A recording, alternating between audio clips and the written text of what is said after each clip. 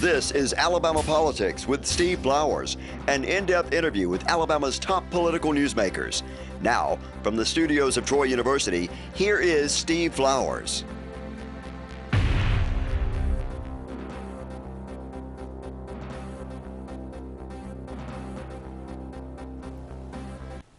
I'm Steve Flowers, and welcome to Alabama Politics. Folks, we are fortunate tonight to have as our guest one of the outstanding freshman senators in the state Senate who represents a good portion of the river region, Senator Clyde Chambliss from Autauga and Elmore counties and part of Coosa County. But Clyde has hit the ground running. He is a very popular senator over there in Prattville and Autauga County, and we thank him for taking time out of his busy schedule to come in during the session and give us an update on the legislative process and legislative session and how it affects the folks in his district of Autauga and Elmore County. Thank you, Clyde. Thank you, sir. Thank you so much for having me today. I appreciate it. Y'all know Clyde is he's not a lawyer like a lot of people, lawyer educators used to be. Clyde is an engineer. He's smarter than most of those state senators up there. He's actually got a professional degree in engineering. I sometimes want to call him an accountant. I don't know why I have him down as an accountant, but he's always been a professional person. And, you know, I'm going to tell you something. People think of Elmore and Autauga County as being sort of new counties and new because of the population growth. But there's some of y'all who've had roots there a long, long time, and you've got the deepest roots in Autauga County I've seen in a long time. There was somebody I was talking to today that had Autauga County, was born and raised in Autauga County. But tell our viewers how long your family's been around that area that you represent. Now you represent all of Autauga. Yes, sir. And most of Elmore. Most of Elmore. And you get Coosa. All of Coosa. You get all of Coosa County. Sir. But your family's been there for generations. That's Tell right. our folks about that. That's right. My earliest forefather came to Autauga County back in the 1830s.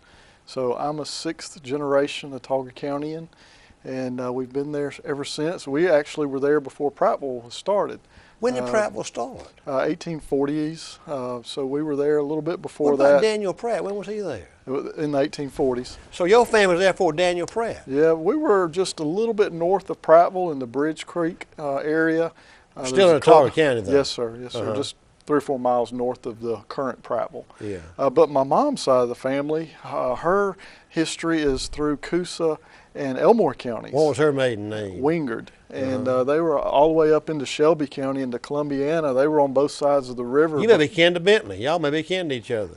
I think there's probably some distant relation I bet you there is. Yeah. You know, Alabama's a big old front porch, aren't we? It is. So really has is. Bentley ever talked to you about that? We've mentioned it in passing, but we've never had time to sit and try to figure it out. But my mom and her sister are real interested in the genealogies, and they're really doing a lot of research on that. It's very, very fascinating. Clyde, you were on the Autauga County Commission before you came to the Senate, though, wasn't you? Yes, sir. I was 3 terms on the Autauga County Commission. 4-year terms. 4-year terms. Yes, 12 years.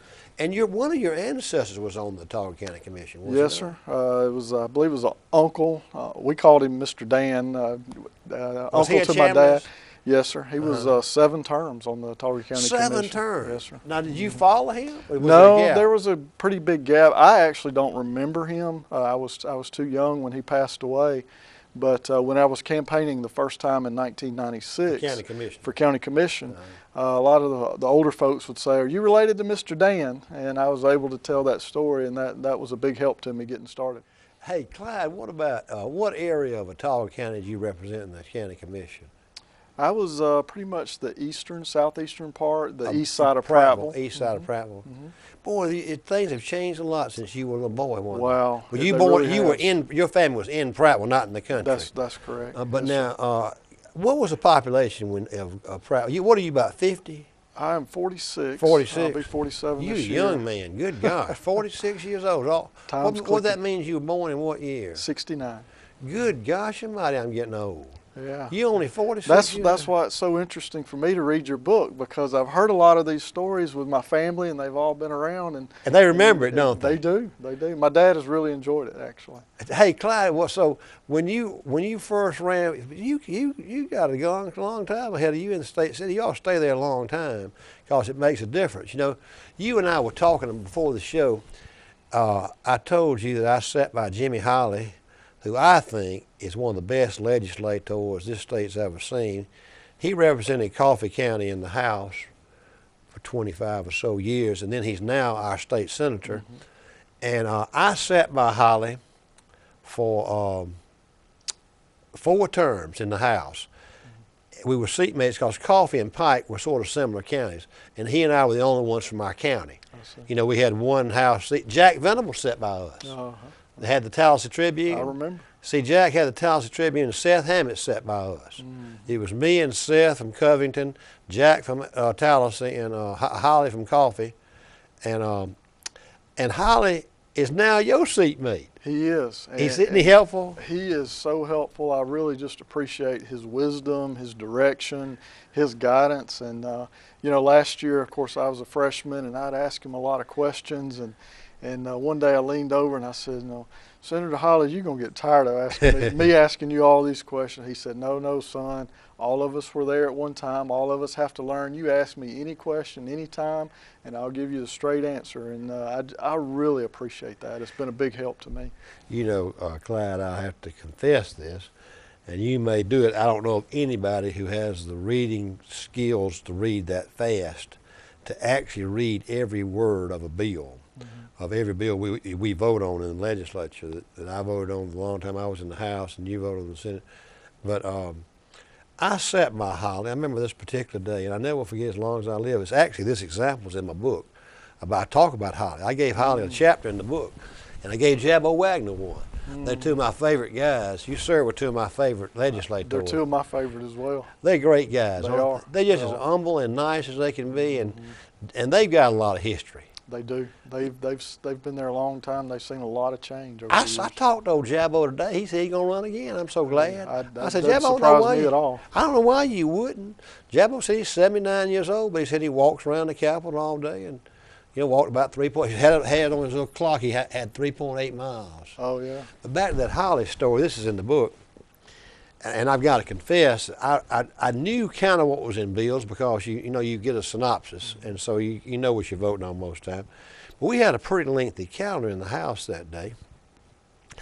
When other legislators, you and I live in close proximity to Montgomery, you can go home every night.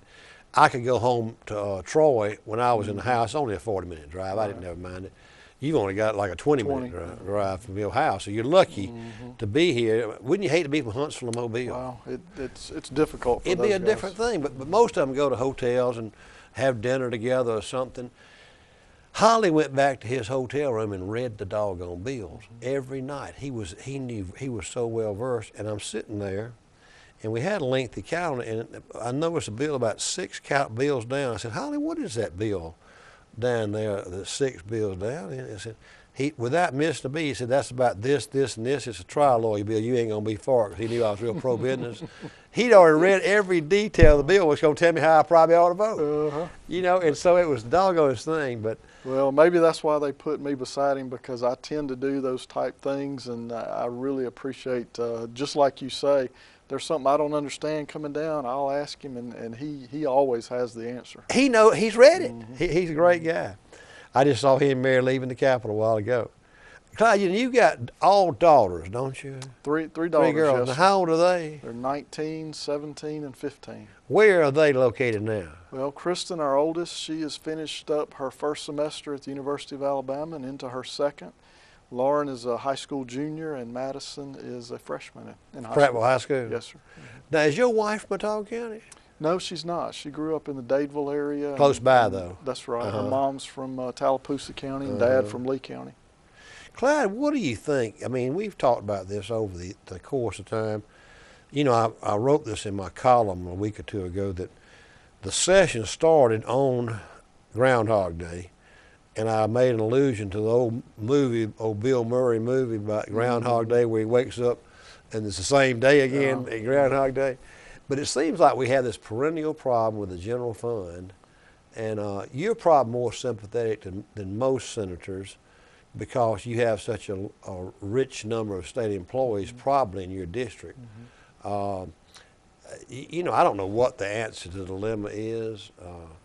You know, Bentley tried to do something last year and it was rejected. I don't know what the. Tell me what your. When is this is a multiple question. when we start getting, we're going to get about $100 million from the BP money, aren't we? About 90 or 100 million interest a year. When does it kick in? We should receive the first 50 million of that it's this just year. 50. And then 53 million per year. That's all thereafter. we're going to get is 50. We're going to say that's all you're going to get, but that's not going to solve the problem. No, it's not. Our problems are in the 150 to 200 million range, and just like you mentioned, it's the same problem we had last year. So it's a new day, but we have the same issues. But we'll keep working at it. I expect things to get really exciting in the legislature this session. Very difficult. But and I asked to be on the general fund, and that's the reason that I came to Montgomery, is to try to find a solution to the general fund problem. In my opinion, that recurring problem leads to instability and is hindering the economic growth of our state. If a business is looking at Alabama versus a surrounding state, and they don't know what's going to happen and they're unsure, well, they're going to go to where it's stable. We have got to fix the general fund problem and lead to that stability. And it's really not an easy solution, but it looks like it's going to have to be out of current revenues from, all the other senators from around the state. I respect them, but they don't have the same perspective that I do and what's going on around Montgomery and the state employees and the state services. But that's why we have 35 of us, and I balance them, they balance me, and we just have to continue debating until we come to a consensus. Clyde, do y'all have a what I would call a river region caucus like the Jefferson County caucus does? Do you and Brubaker and Ross and who else has the river region? It'd be the three of y'all, wouldn't it? In the river region, that would be senators that come in this area, this four county area. Right. It's just you and Quentin and Dick Brubaker. Hank Sanders has some to the west of us here. Right, but not much. Not much. We don't have an official type. Do y'all caucus sit down like and that, visit about what's good for the river region? We talk quite a bit and work through issues, and I really enjoy both of those senators and getting to know them. They both bring a lot of history and knowledge to the table as well. And I was visiting with Senator Ross on the floor today and talking about several issues and trying to figure out what it is that we need to do to solve these problems. So I really enjoy visiting with them and talking, and we bring different perspectives to the table. We really do. Well, you got different districts. You got different constituencies. So but it's good y'all talk. I never have seen the acrimony among the river region legislators like you see in Jefferson County. I mean, that rift, and what people don't realize is that our Constitution is so archaic that local issues arrive in the legislature.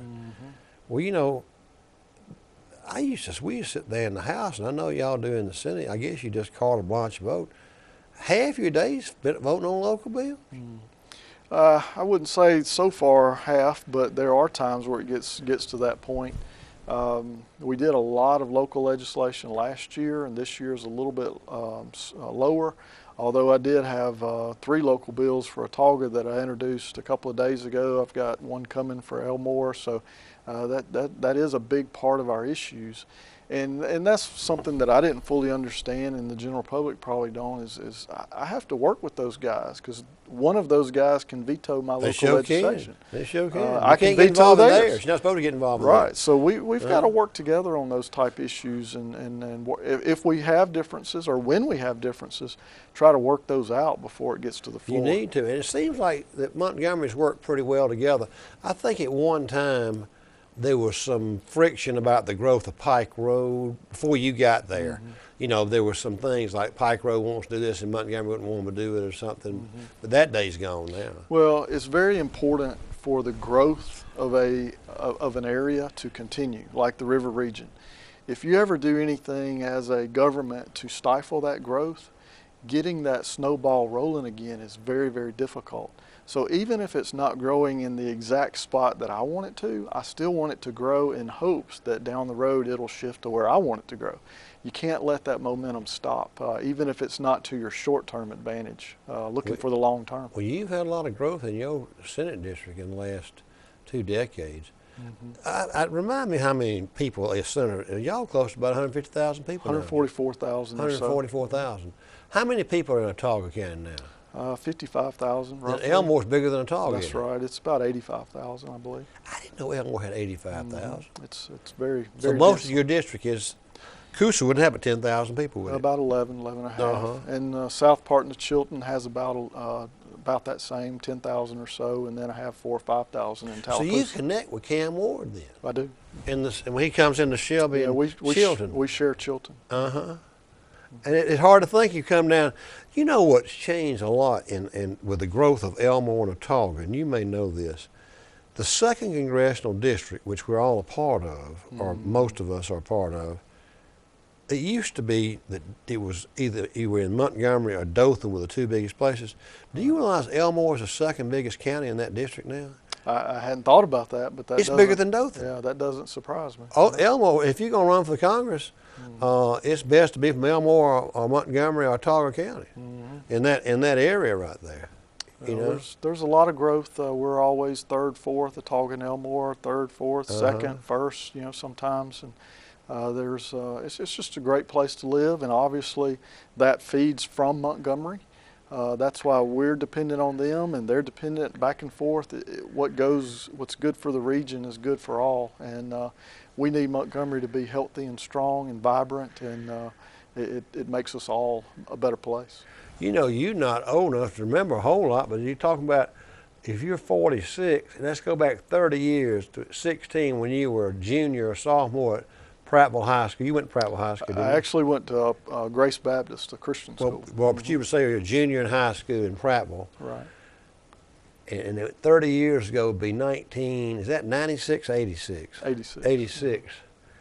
Well, how big was Prattville Ballpark then, and how big is it now? I think it was in the 20,000 range. It was 20 then, even. 18, somewhere in there. It wasn't a small place then, though, was it? It had grown quite a bit. Already had grown, it had. It was in the process, but when I was a child, it was much smaller than that. And it seems like everywhere we went, my dad knew everybody. Yeah. But it's a great place, and the thing that I like about it so much is we have the east part of Prattville that's growing and bustling, and then we have the older part of Prattville that's still kind of the way it was when I was a child. It is. Red Arrow Hardware downtown. I grew up. My dad had a shoe cobbling store in downtown Prattville for a while, and I was 6 or 8, and I'd go down there and I'd walk up and down every single aisle and just look and see what all was in there. It's fascinating to me. There was a great article in the Montgomery Advertiser somewhere about Whit Moncrief's family.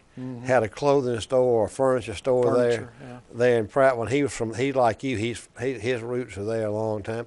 And Whit's quitting sort of early, isn't he? Yeah, he's wrapping it up. He's got some health issues with his knee, and he's been involved a long time. So it's a well-deserved retirement, and I'd hope that he'd stay a little longer, but I understand needing to get out and enjoy retirement. Tell him I asked about him. I will. Maybe he'll watch this show. Absolutely. But he's like you. He's an old Autauga County person. Yeah. That's who I was thinking about.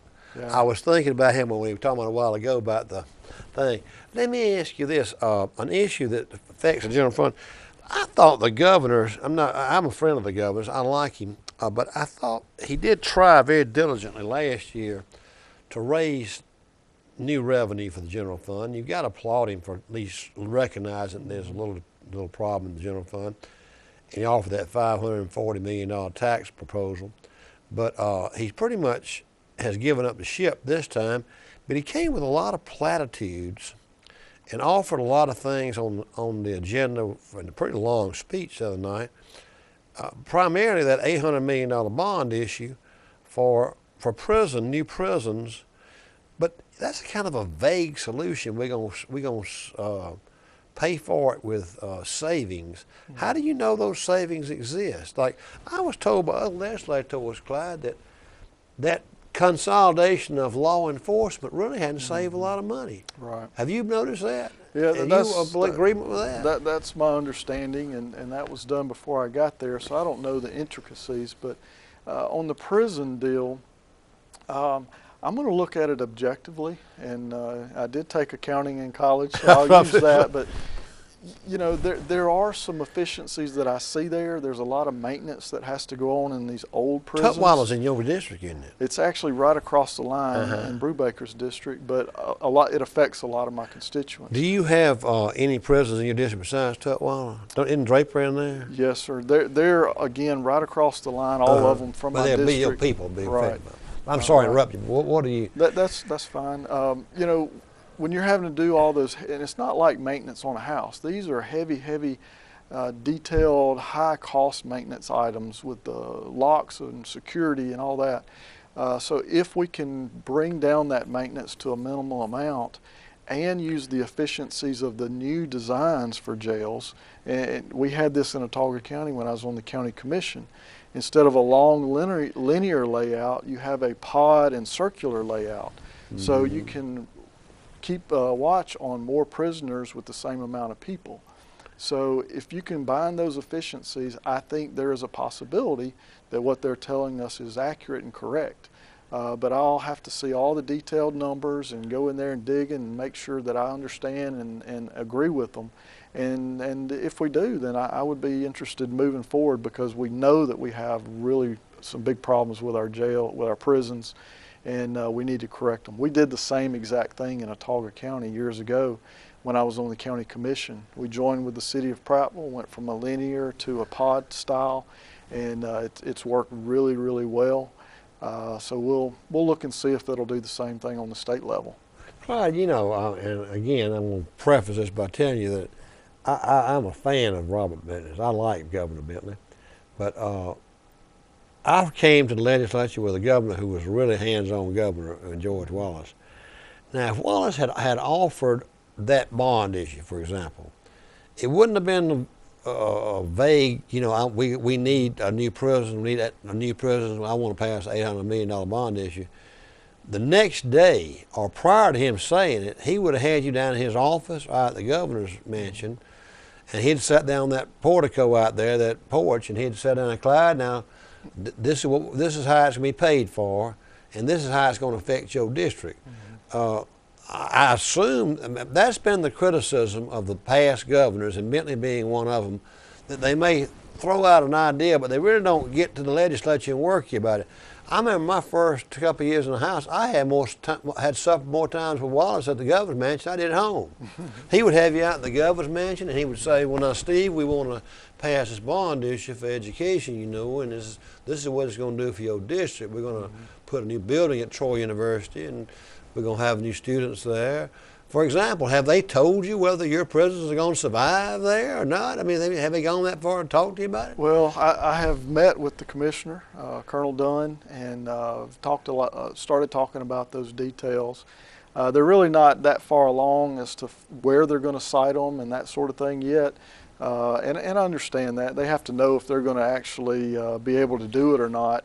And if you get into siting before you actually know if you're going to do it or not, then that may actually lose you some votes. So they've got to work through it. Well, I got to tell you, if I'm representing Elmore and Autauga County, I want to make sure Draper and Tutwiler are going to be put back where they were in my district. I ain't going to vote for it. We've circled the wagons. We've already met, and we've talked to the commissioner and told him our interest and what we're expecting. And you know, there's a lot of reasons for that. Number one, the employees are already there. They already live there. So if you're going to move it away from the current employees, you need to have a pretty good reason, and I don't know that exists, but you also have to have utilities, you have to have health facilities such as hospital, right. You have to have access to mental health, you have to have communication.